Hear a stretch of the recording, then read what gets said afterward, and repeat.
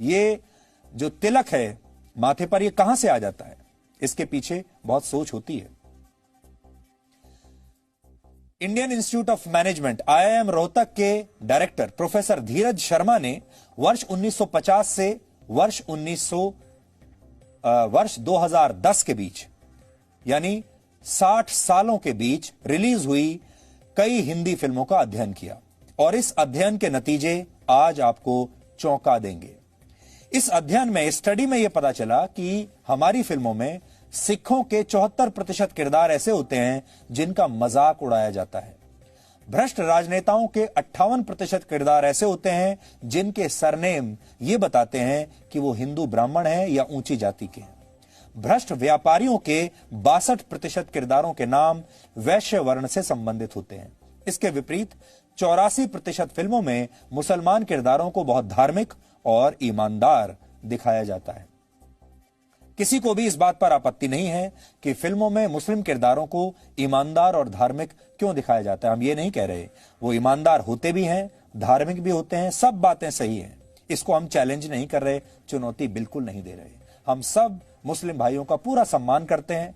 हमारा जो कहना है वो ये है कि जो अधिकार उन्हें इस देश में मिल रहे हैं, वही अधिकार उनके हिंदू भाइयों को भी मिल जाए, बस इतना चाहते हैं।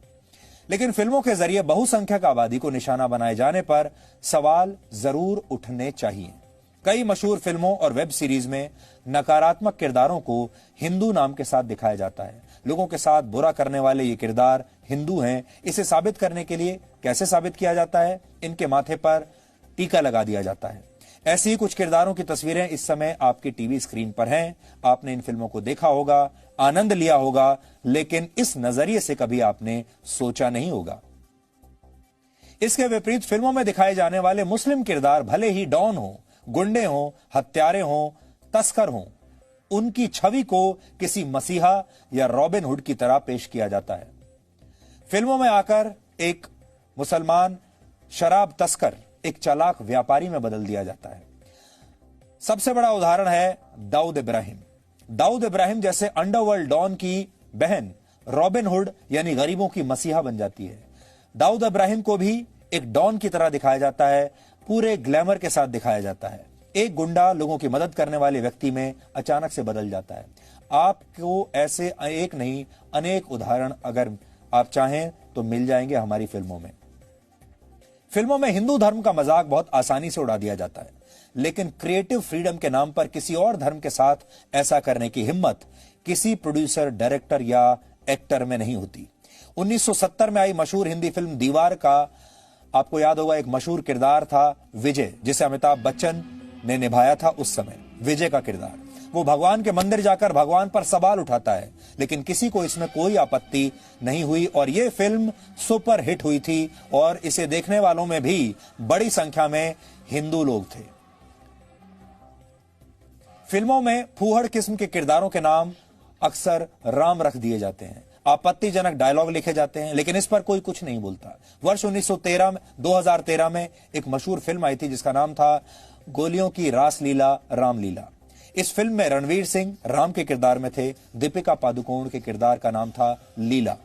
इस फिल्म में एक डायलॉग आता है जो इस प्रकार है, राम रंग रलियां मना रहा होगा हनुमान गली में।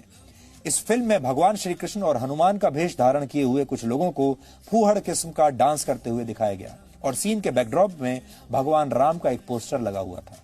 पीके जैसी फिल्म में भी बड़ी आसानी से हिंदू रीति रिवाजों और प्रथाओं पर सवाल उठाए गए, लेकिन जैसे ही किसी फिल्म पर इस्लाम या ईसाई धर्म को मानने वाले लोग आपत्ति करते हैं, वैसे ही उस फिल्म के प्रदर्शन को रोक दिया जाता है या उसके इस तरह के सीन्स को सेंसर कर दिया जाता है।